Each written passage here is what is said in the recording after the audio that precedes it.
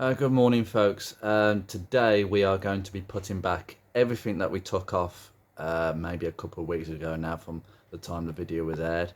The timing belt lines up as good as it can.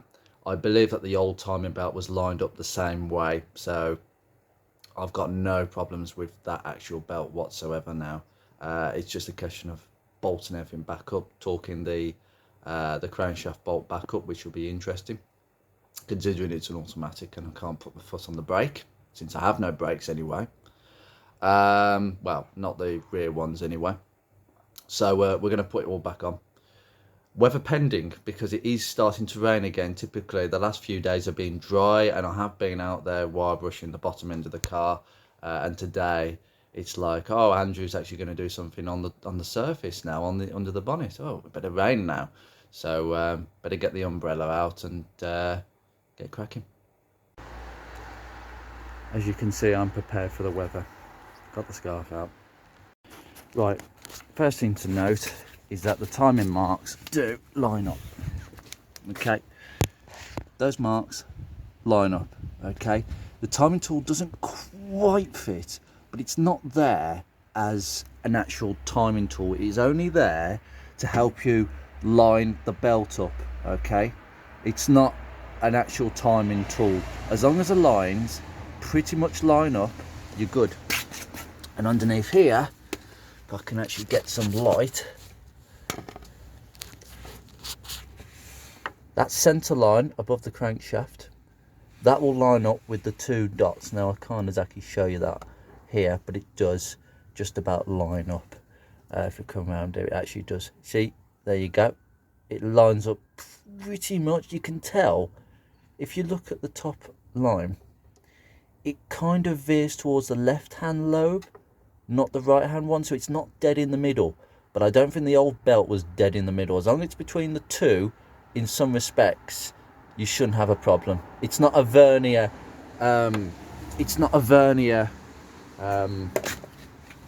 line up on this timing belt. So as long as those lines mark up and they line up and the engine turns over, obviously clockwise, with no clashing engagement, you're good. And it has pretty much happened. So we're going to start putting the crankshaft bolt back on now. Okay, next thing we do is make sure the crankshaft sprocket is keyed. So there is a key, as you can see, there's a key, there's a little key slot there. Make sure it's lined up, and then we can get that on with the big bolt, and we'll just turn it by hand so it's lined up, and then we'll tighten it up.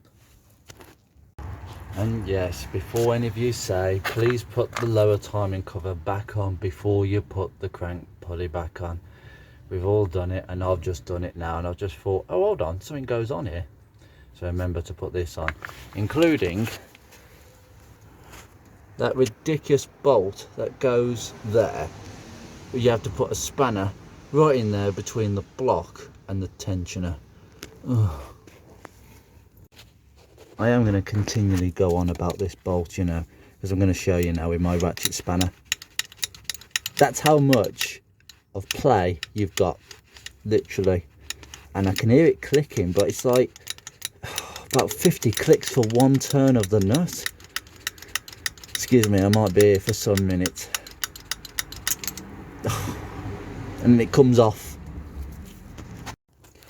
Now you can get your pulley on. I'm going to have to do this off camera because it's a bit difficult to hold the Woodrow key in and put the bolt in and hold a camera. So back in a few minutes when that's on.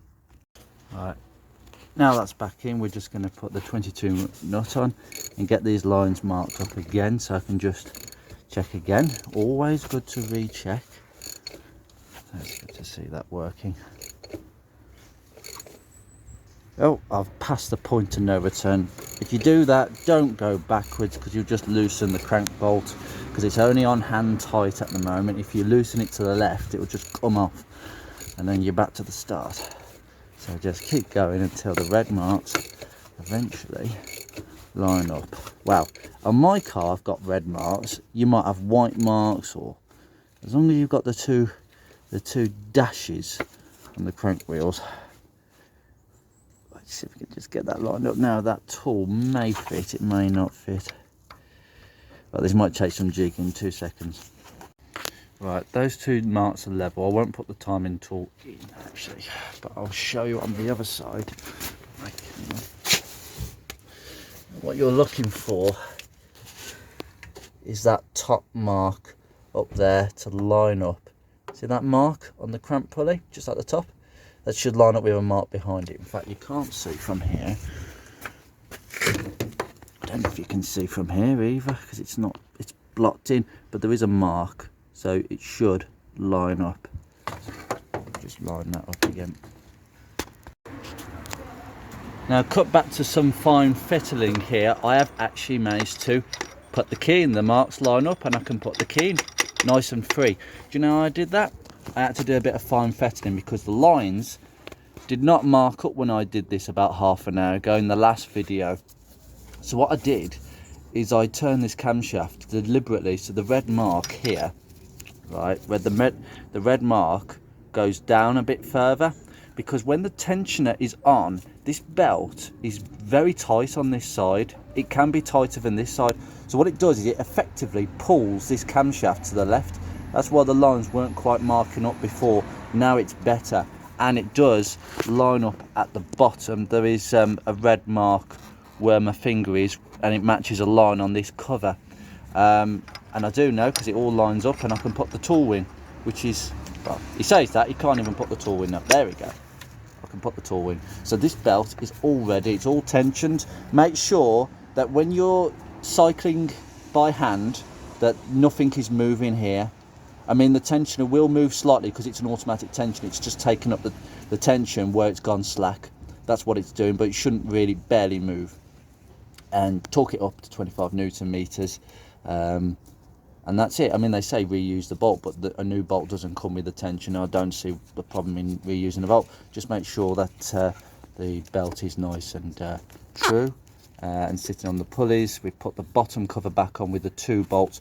This bolt, by the way, you have to wait until you put the top cover on.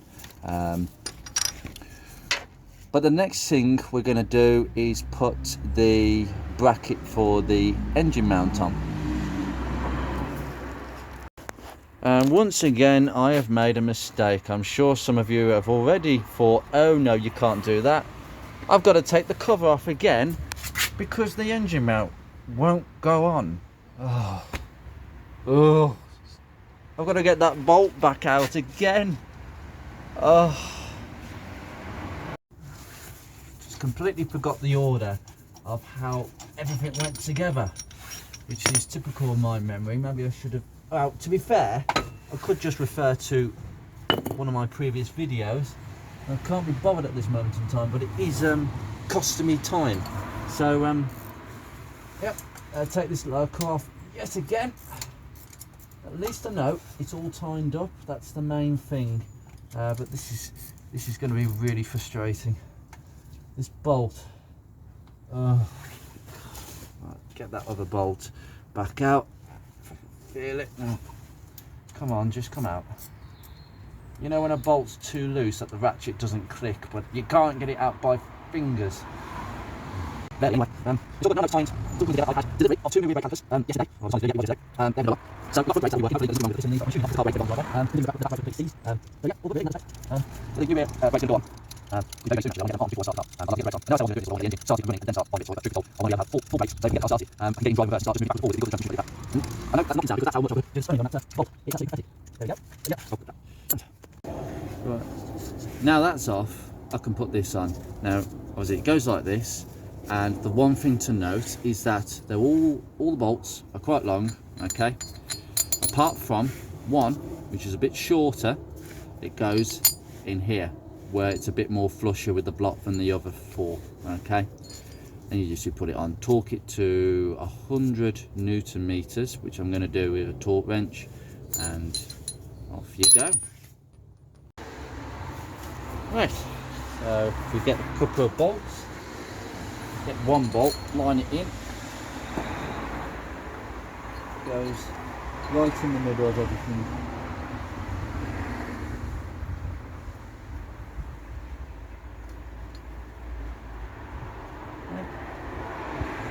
a bit of a struggle at first, and then grab another bolt, line it in. Once you've got 2 bolts in, you're laughing. What you have to do actually is you have to jack up the engine even more, because I can't actually get them bolts out without the engine being supported. There you go.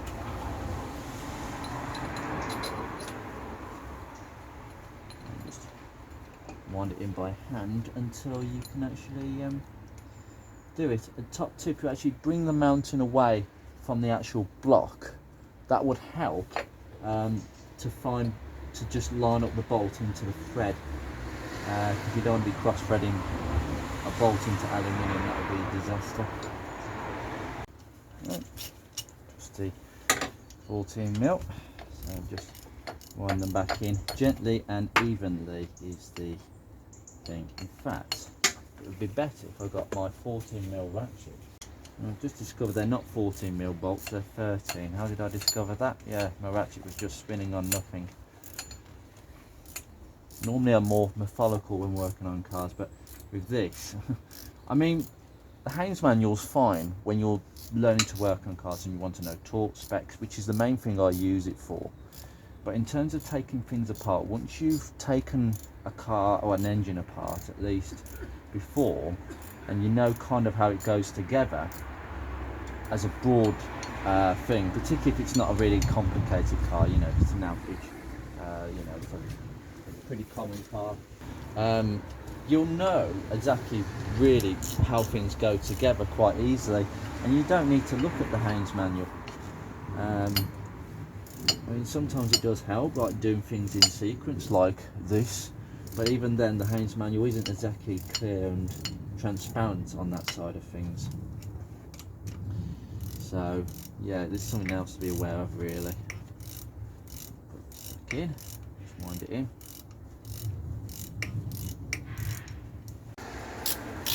Okay, we'll just torque it up to 100 Newton meters and just actually confirm that it isn't. Just torque it to that. It's roughly about right.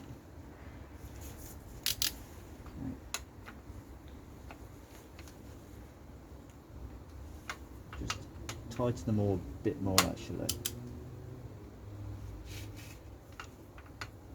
When you tighten one, they all seem to become a bit loose. I'm going to have to deal with the bottom one in a second actually.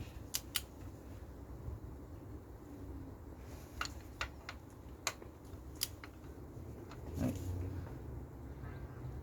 No. That's quite tight, it actually won't click, but that feels quite tight. Yeah. They feel quite tight. I'm not going to go any more with them whatsoever. In fact, you kind of know when a bolt's at the end of the thread. Sometimes I don't trust. Yeah, they're on. That's as on as what you can be, to be honest. Go. Right, now we've got it timed. Lower cover's back on. It's been. I've just turned it so the lines mark up here and here. All good. That is now ready for the crankshaft bolt to be torqued. Now, that's what I'm going to discuss. I'm just going to take this off. Now, in a manual, you can put it in reverse, have someone put their foot on the brake while someone torques it up. Now, the truth is, one, I can't get the leverage on a torque wrench, and two, 205 Newton meters, which the book says is quite a lot. It's way more than Ford's, I can tell you that. Well, with Ford it's like 60 Newton meters and 90 degrees or something like that. So what I'm going to do is I'm just going to whack it up. I'm going to tighten it up as much as I can. I'm not going to over tighten it because you don't want to snap that bolt in the crank. That could be the death knell for the car. Well, many hours of drilling later. What I'm going to do is use my gun, okay, with the proper impact tool, no extensions, just the tool itself. And you see I've put a white dot there. Now that is to tell me when I am when I am operating the gun, where the bolt is, because that will tell me if the bolt has slowed down to the point it's yielded. When a bolt slows down, it's yielding, and when it comes to a stop, that's when we stop. So that white dot will tell me when the bolt has come to a complete stop. That is pretty much when we stop. That is a top tip if you're using one of these guns. They're brilliant tools, but you must use them appropriately. Anyway, let's get cracking. Paint my lines up. Good. Right, ready, go.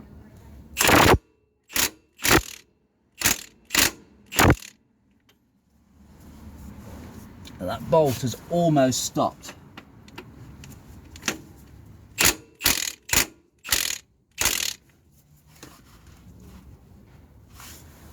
Done. That is now stopped. Remove the locking tool and turn it over once more. Use the spanner. Might need two hands for this job. Again, we've turned it over, put the locking tool in, check the lines underneath. Oh, actually, I might need to get my torch, which is just down here. Don't know if you can see. It's a bit difficult to show because it's such in a corner, but I'm just going to check that it is actually sitting true.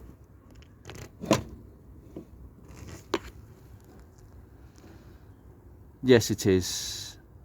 You can't see on the camera, but I can. That line marks up perfectly. Fantastic. Well, that's torqued. Now, we can't confirm that that has torqued it up to 205 Newton meters, obviously. I mean, there is a particular setting for this gun. In fact, what setting have I got it on? I think it was 3. But that should be more than enough because the bolt literally yielded on the spot. So, job done. Now, this is a design opinion on this car. I love the Woodrow key because from my experience on certain other cars like Monsieur Ford over there, the crankshaft pulley is not keyed into a Woodrow key. It is literally the torque of that bolt that holds the pulley against the sprocket. The pressure holds it against that sprocket and turns the sprocket. But with this, obviously it's important the bolt is torqued up, but you've still got a Woodrow key to keep the pulley in the same place. If that bolt became slightly loose, there'd be less risk of damage than the Focus over there, where if the bolt was to loosen, which they can do if you don't do it up tightly, and basically the crankshaft pulley isn't putting pressure against the sprocket, then the sprocket doesn't move but the camshaft move, bang, pistons and valves hit each other, stone dead. Which is why so many engines in them go to the scrapyard. Well, so many Mark 1 Focuses go to the scrapyard. Mark 2's the same as well. Because they've got the same Ford Sigma engines and the Z-Tech engines. But yeah, that's fantastic. That's all in, and now really we could put the top cover back on now, I suspect. Yep, we'll put the top cover back on then. You know, some YouTubers edit all the mistakes out, and I for what they call more polished video, but I don't believe in that. I believe in making mistakes and showing people, look, this is the way I've done it, don't do it this way, so you don't make the same mistake. It's all good following the rules and following the book, as it were, but ideally, see, this is another problem, the power steering pipe, which has constantly been in my way the whole time of doing this job, continues to be a pain.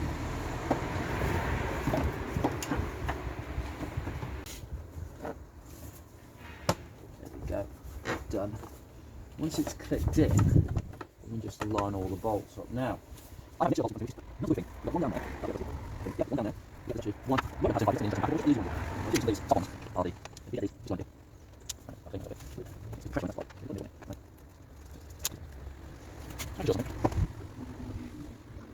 the seal goes around this mounting here. Can't see it, it's cross. Thread all off by hand, I'm doing that all threaded. Okay. Next step is to fit the engine mounting. So there's 3 bolts. There's 2 that it sits on and 1 that goes on the chassis leg. So we're just going to pop that on. I believe I'm going to pop it on. There we go. Sits nicely there, and we'll just thread the bolts in hand tight. Now the bolts on this, I believe, are about 60 Newton meters. The top bolt is, I think, more than that. I haven't got the torque specs to hand, but I'm pretty sure they're 60 onto the chassis leg for these.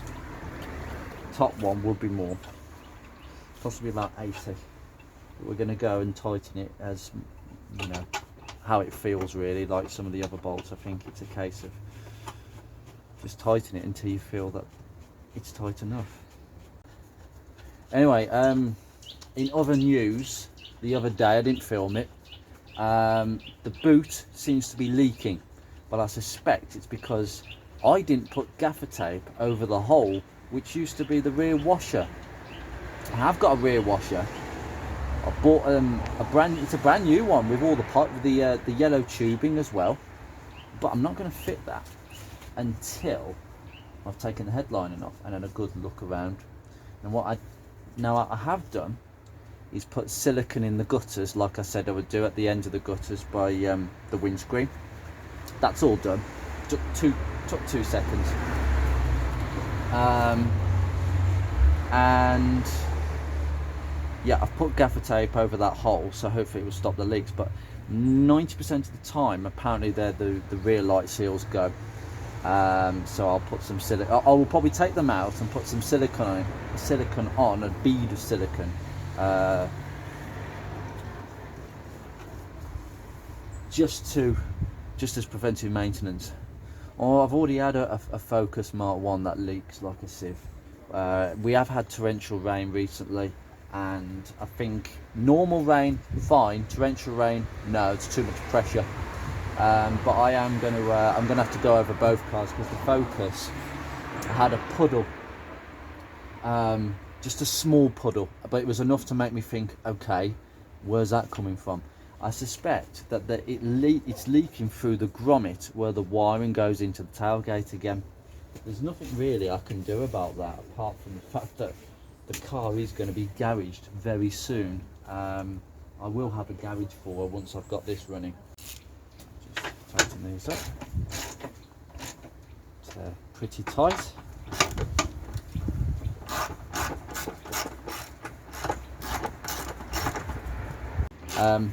Power steering, we're going to flush the power steering very soon. It's a very easy procedure actually.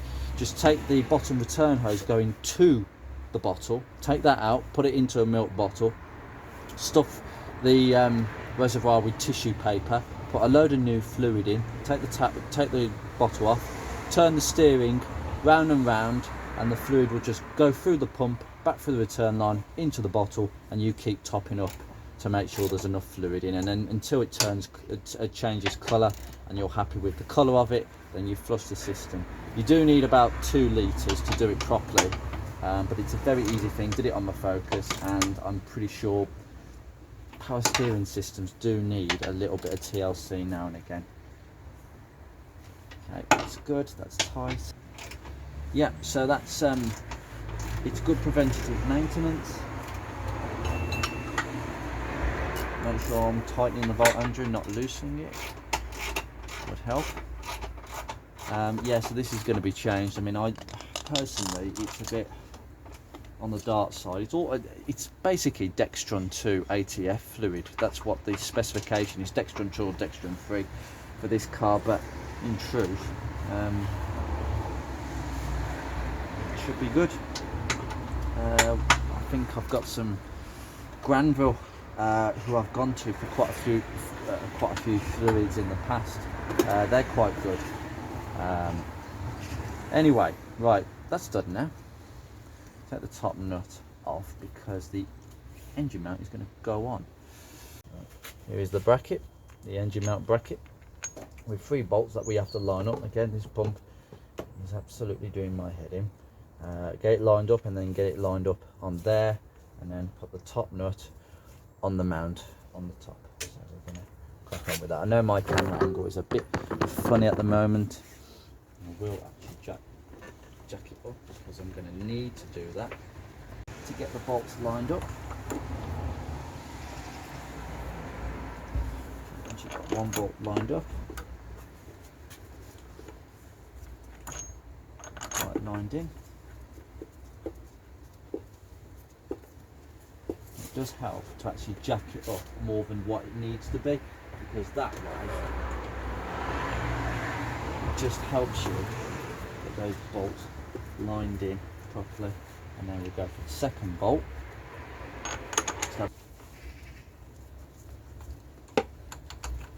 And as typical, it is going to start raining very, very soon. So I might have to adjust my position. Right, now all these bolts have been hand tightened down. Now it's sitting really nicely. They've all caught the threads and they've gone all the way down. Now as we can see, we might need to shift this slightly to the left, but we'll see how the engine feels about that, because the engine will center itself quite nicely. But we're going to lower it down now because there's quite a gap under here, so we're going to lower it down onto the mount, put the top bolts back on and see if we can shift it about a bit. Down a bit.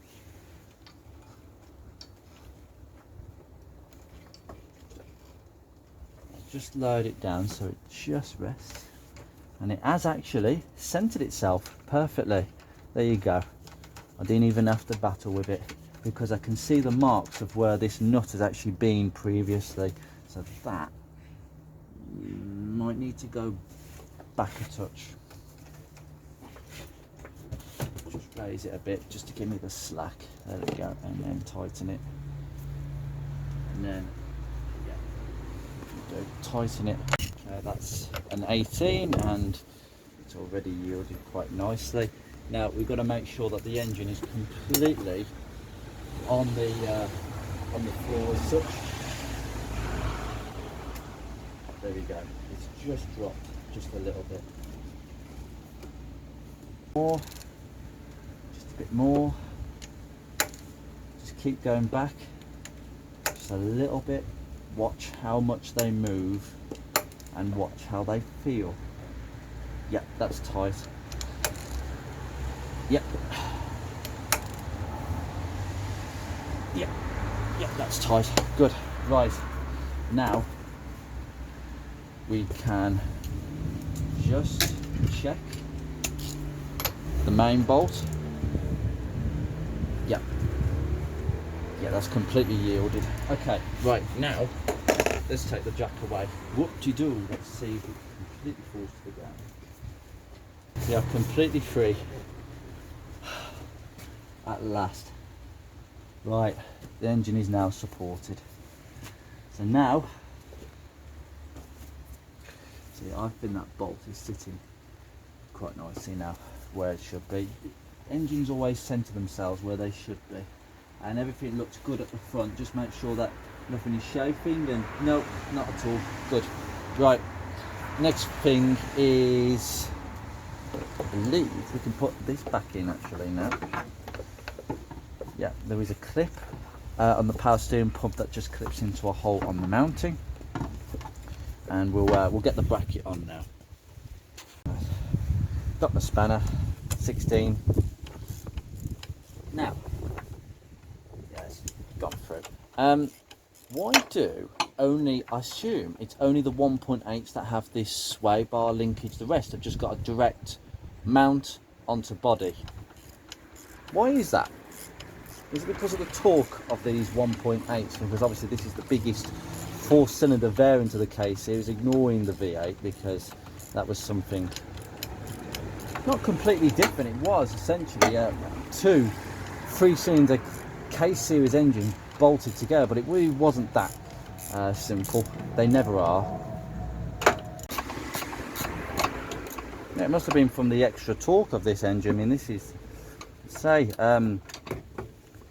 there was a car that I missed out on literally a week before buying this car, and it was a Rover 25. Well, it does help if I'm not loosening it, Andrew. It was a Rover 25 1.8 Steptronic. Now that had the same gearbox as this. The Steptronic and Step Speed are exactly the same gearbox. It's just that when BMW left Rover, the Steptronic name was their rights, so they took it with them, and Rover had to come up with a different name. But it's very rare to get a 1.8 Rover 25 Steptronic. They, I believe, changed the 1.6 around 2001, 2002, and there are only there's a less than 20, and I was disappointed to be actually to have missed out on that car. But I've actually bought this, and I actually quite like this car. Prefer it more. It's more of a practical car than the 25. The 25 is, you know, quite a small car. It's not. It's smaller than a Focus Mark 1, that is. But it's bigger than a Super Mini, which is why I think Rover had so many problems just trying to market them. They just didn't know what to market them to. This is a hatchback, this Rover 45, but it's bigger than the Focus. So it was pitched against the Mark III Mondeo, which was never going to work because the Mondeo was just Mark III Mondeo. I think we could all agree, anybody who is into Fords, and I know I've got a lot of followers who like Fords, the Mark III Mondeo was probably the best in terms of design and reliability and simplicity. Since we're doing so well, I thought let's put the belts on, the alternator tensioner and the alternator. It's pretty simple. What you've got to remember is that the alternator belt goes on the inside, then you can put the power steering belt on, tension the power steering belt using that little tensioner pulley with a 30mm spanner, just wind it back on, and then put the alternator back in. So I'm going to do the bits underneath there now, putting the belts on, and we'll put the alternator back on. Just to get the power steering belt on, you will need just to get a 13mm socket and ratchet, not a spanner. There's not enough leverage to get it to come and release it enough, but the belt should go really nicely around the pulleys. All done. Right, alternator, you've got two bolts and nuts, one that goes across here and one that goes down. Right, I've just had to cut. To get the alternator in, you've got two choices. You either move the engine back by taking it off the mountings and pushing it back and then putting that alternator in, or you move this bracket. And to move this bracket, I had to take these two bolts out and take that out, I'd take the heat shield out, take that bolt out. Then I had to remove the aircon pipe because I can't move that. It was, oh, that's the last half an hour I've been doing that. But now it's in, I can just shove it in position. Now there's two things to note. The bigger bolt is the bottom one, the smaller bolt is the top one. Don't confuse the two. It won't fit basically. So we're just going to bolt it in. Unfortunately, that connector that I damaged on the alternator, it's a bit fragile and I think it could come off. So if the car cuts out, I know what's wrong. Literally. And now I'm going to angle it just this way. I tell you, I am not taking all of this stuff back off. So as you can see, my right hand is keeping a 15 standard size socket on a 3/8 ratchet with my 17 ratchet spanner, literally doing the turning, and my hand is holding that ratchet point going the other way. What a ridiculous design this is, and I'm not being funny. I can say I'm not taking all this off to do the alternator. I mean, what sort of order is it supposed to be done in? You're supposed to take the bracket off to get the heat shield off, then the heater pipe. I don't get it. I really, honestly, oh, I can feel it getting tight now. I'm not doing any more than that. That's coming off, and this is coming off. What a faff that was.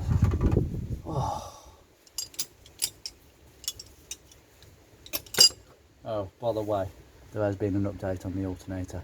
Connector completely zoom. So I'm going to clean this up, and to be honest with you, the plug actually clips onto it really, really well. I don't think that will come off. I might need to put some tape around it to stop that coming off, but all that little plastic clip that housing was is just to clip onto this. It just slides on and it feels quite firm. I mean, that's going to take some shifting to actually move off, but it might move off because of engine vibration. So I'll come up with an idea for that. But as I say, you know, the alternator is quite an old one. It's only done 50,000 miles though, so the regulator should be okay. But yeah, bit of dodgy work there, but at the end of the day, I'm going to make it a better job as I can. It's just one of those things. I accidentally broke it off when trying to get this alternator off to get this very bolt out. I mean, look, there is literally no way that you can't clip that plastic housing with your hand. You have to get child's hands to get in. And no, you can't take the heat shield out without removing this, and you can't remove this without taking that out. Stupid.